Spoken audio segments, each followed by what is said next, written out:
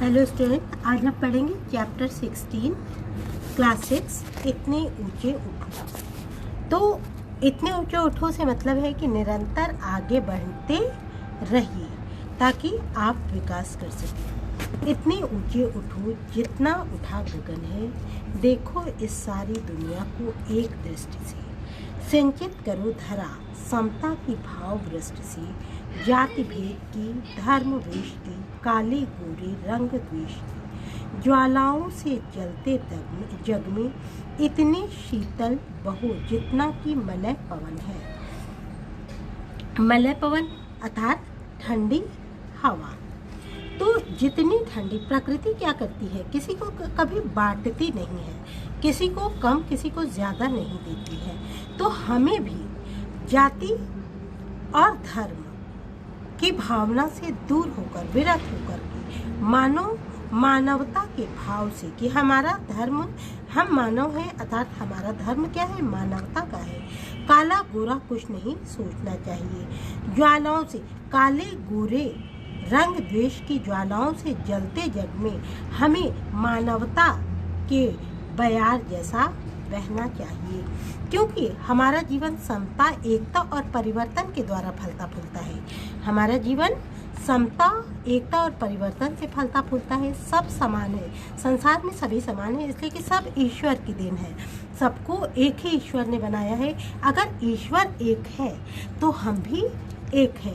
सब धर्म भले बटा हो लेकिन ईश्वर तो एक ही है, तो हम भी एक हैं। और समता अर्थात समानता और एकता के परिवर्तन से हमको विकास करने के बारे में सोचना चाहिए। कोई जाति भेदभाव नहीं सोचना चाहिए।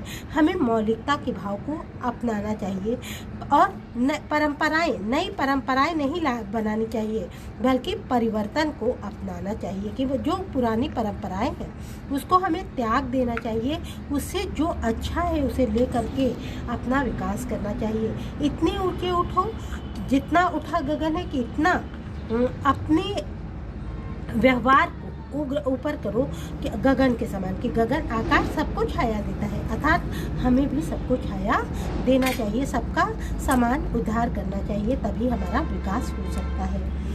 अब कहा कि नए हाथ से वर्तमान का रूप संवारो। ये ना कहो कि पुराने क्या कर गए, बड़े बूढ़े क्या कर गए, ये नहीं सोचना चाहिए। हमें अपनी मेहनत से आज को संवार लेना चाहिए ताकि कल के लोगों को भी हमसे आराम मिल सके। नई तूलिका से चित्रों के रंग उभारो। नई तूलिका अर्थात होता है ब्रश। तो नई तूलिका आपके हाथ क्या है, नए ब्रश के समान है। तो मानव जीवन में मानव भावों के नए रंग उभार दो और एक संसार को एक रूप में रंग दो। नए राग को नूतन स्वर दो और नया जो राग है उसको एक नया स्वर दे दो।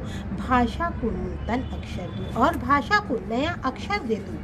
युग की नई मूर्ति रचना में और नया युग बनाने के लिए मौलिक बन जाओ। सब एक समान हो जाओ, सब एकजुट हो जाओ। जितना स्वयं सृजन है, जितनी स्वयं प्रकृति एक लगती है कि हवा ये नहीं कहती कि उस पेड़ को हम बराबर देंगे, पानी ये नहीं कहता कि उसको हम कम देंगे, उसको ज़्यादा देंगे। सब अपने में जैसे जैसे प्रकृति करवट लेती है वैसे वैसे प्रकृति का श्रृंगार भी होता है। तो हमें भी अपने देश को श्रृंगार करने के लिए एकता के भाव को अपनाना होगा। हमें जाति भेद को हटाना होगा, मिटाना होगा। भाव द्वेष और भाषा वेश को अलग करना होगा। बस ये सोचना होगा कि हम चाहे हिंदू हो, चाहे मुस्लिम हो, चाहे सिख हो, चाहे ईसाई हो, हम सब बस क्या हैं, भारत के लोग हैं। भारत में हमारा जन्म है, इसलिए हमारा कोई धर्म नहीं है, बल्कि हम भारतवासी हैं। तभी हम भारत की एक नई रचना कर सकते हैं, तभी भारत को हम नया बना सकते हैं।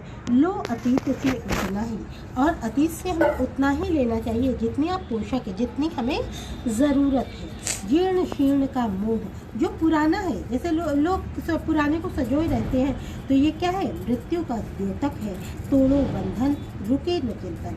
तो हमें जैसे हम नया नेता चुनते हैं तो हमें ऐसा नेता चुनना चाहिए कि पुराना ना हो, उसके विचार नए हो, तभी हमारा क्या होगा, विकास हो सकता है। तोड़ो बंधन रुके न चिंतन, हमें सारे बंधन को तोड़ देना चाहिए, जिससे हमारे सोच की अवधारणा कभी भी रुकने न पाए।